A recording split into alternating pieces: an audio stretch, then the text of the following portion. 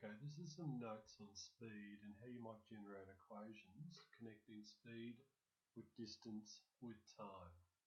Now remember, speed equals distance divided by time. So S equals d over t.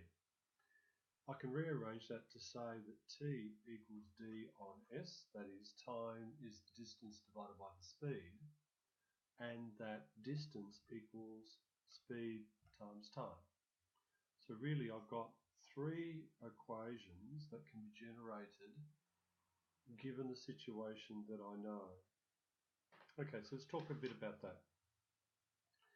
If I have a situation where I'm going from A to B, I'm going to call the distance from A to B d1, and the time it takes to get from A to B is t1, and the speed that you're travelling between A and B, the average speed, is going to be s1. And let's take the distance from B to C as being d2, and the time to make that journey is t2, and obviously the average speed from B to C is s2. So the average speed from A to B I'm going to call s1, and that equals d1 over t1. The average speed from B to C I'm going to call s2, and that's d2 over t2. I can also have the average speed in total, and that's going to equal the total distance that you travel, which is d1 plus d2, over the total time, t1 plus t2. Notice that the average speed in total isn't averaging the two speeds. It's taking the same rule, it's the total distance divided by the total time. Now, I can do some things in here. For example, I know that t1 will equal d1 over s1, and I know that t2 will equal d2 over s2. So with that I can say that t1 plus t2 equals d1 on s1 plus d2 on s2. And I could replace this with that expression. So it depends upon what we've got. We can rearrange things. Okay, so let's look at an example.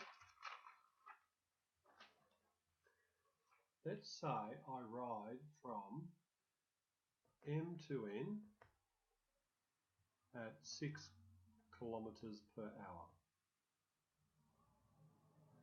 And I then ride from N to P at 8 kilometers per hour.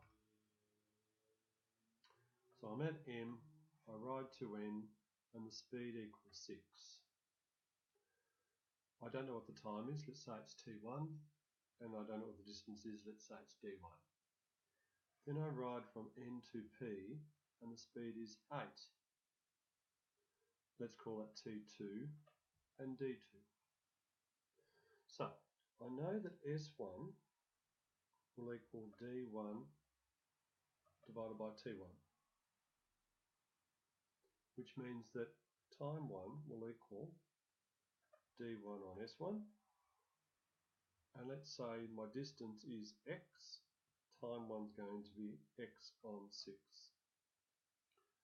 X is my distance, 6 is my time, which means time 2 is going to be d2 on s2, which will be, let's say my distance 2 is y on 8. So the time to travel from M to N is x on 6, and my time to travel from N to P is y on 8. If I would like total time, then that's going to be t1 plus t2, which is going to be x on 6 plus y on 8, which is going to be 8x plus 6y, all on 48. And there's a common factor of 2 in all of those. 4x plus 3y on 24 is what t1 plus t2 is equal to, or total time. If I wanted to know what the average speed in total, it's going to be total distance, which is going to be d1 plus d2 over t1 plus t2, x plus y on top of this, or x plus 3y on top of 24, which is equal to x plus y times 24 on top of 4x plus 3y. So I'm doing a number of rearrangements of speed, distance and time. But a really important thing is where we started.